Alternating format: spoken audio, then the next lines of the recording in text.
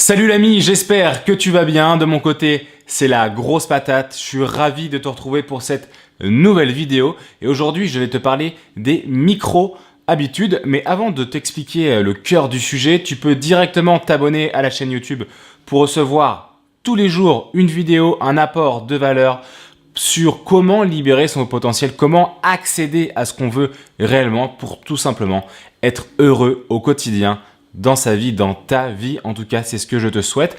Et aujourd'hui, pour t'aider à mettre en place de nouvelles habitudes, on va parler de ce qu'il y a juste avant les habitudes, ce que j'appelle les micro-habitudes.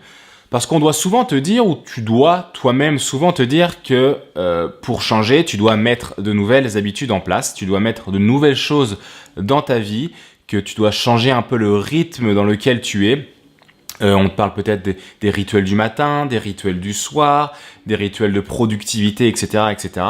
Et je sais, en tout cas, ça a été un peu mon cas, que des fois, quand c'est des choses dont on n'a pas du tout l'habitude, qu'on sait que ça va être bénéfique pour nous, mais qu'on n'est pas habitué à ça, que ce n'est pas dans notre cadre de pensée et d'action habituel, ça peut être difficile à mettre en place.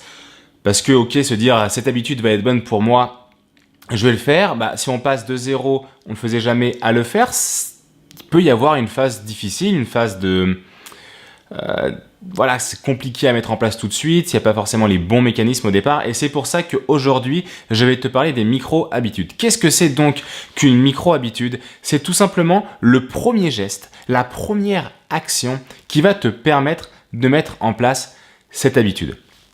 Par exemple, je vais te parler de mon exemple parce que je l'ai vécu et ça va être plus simple pour toi et ça va être plus simple pour moi à exempler.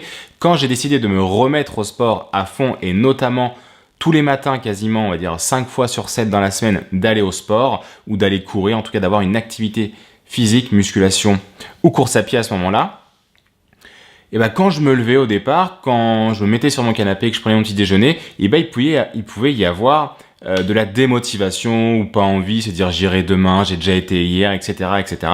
Avoir un dialogue interne et avoir des excuses qui arrivent rapidement parce que c'est pas totalement encore ancré en nous cette habitude. Et du coup, vu que au départ en plus j'avais du poids en trop, c'était pas forcément évident pour accéder à mon potentiel, pour me sentir bien pendant que je faisais du sport, etc., etc. Et donc la micro-habitude que j'ai mis en place, c'est que dès que je me réveillais, je m'habillais en affaires de sport, tout simplement. Je mettais ma tenue pour aller faire du sport. Je me mettais pas en pyjama ou je mettais pas un truc à l'arrache ou quoi que ce soit, non. C'était directement les affaires de sport, de A à Z. Et même si je pouvais tirer le trait, je mettais mes chaussures de sport pour vraiment, une fois que mon petit déjeuner était pris, une fois que mon cadre, ce que je faisais avant d'aller au sport, était fait, et je n'avais plus qu'à, entre guillemets, y aller. J'avais pas d'excuses en disant, oh, j'ai la flemme, oh, si c'est là, je suis déjà habillé.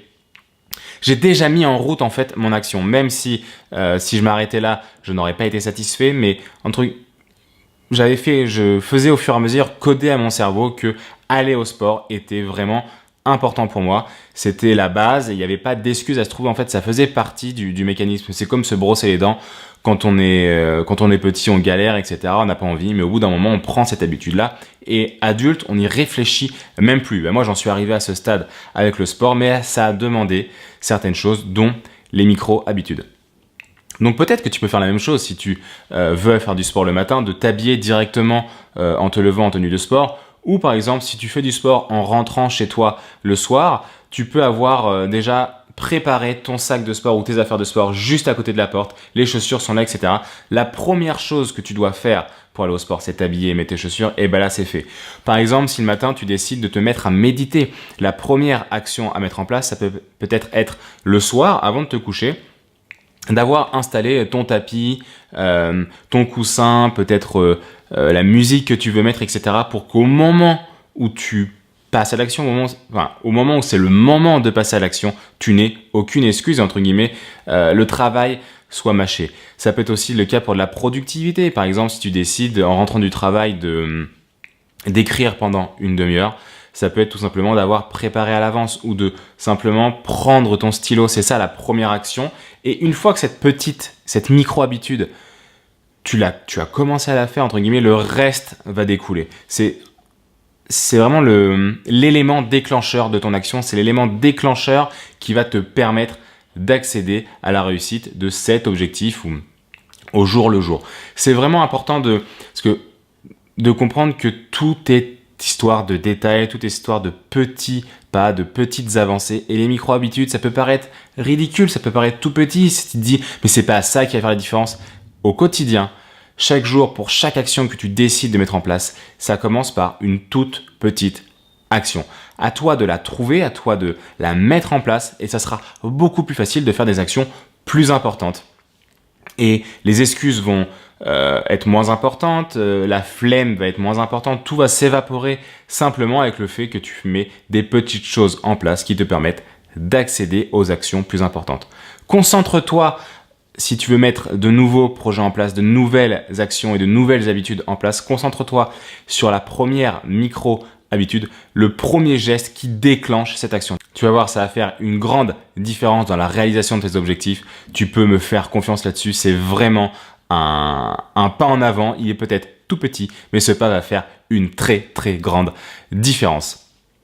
Tu vois ce que je viens de te parler de la micro-habitude, celle que j'ai mise en place pour le sport, c'est ce genre d'exemple, c'est ce genre de choses dont je vais te parler dans mon prochain e-book gratuit sur la perte de poids, mais la préparation mentale et la préparation à une perte de poids.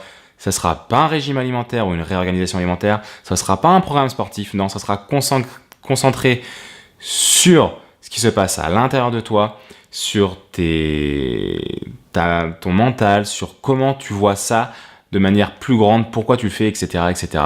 Et ça, par exemple, les micro-habitudes, c'est un exemple. C'est une des choses qu'il y aura dans cet e-book sur la perte de poids, sur la préparation mentale à la perte de poids. Et donc, si tu veux recevoir cet e-book, il est en préparation, il est en train d'être, je suis en train de l'écrire, je suis en train de le finir. Il sera prêt dans quelques semaines, je peux te l'assurer.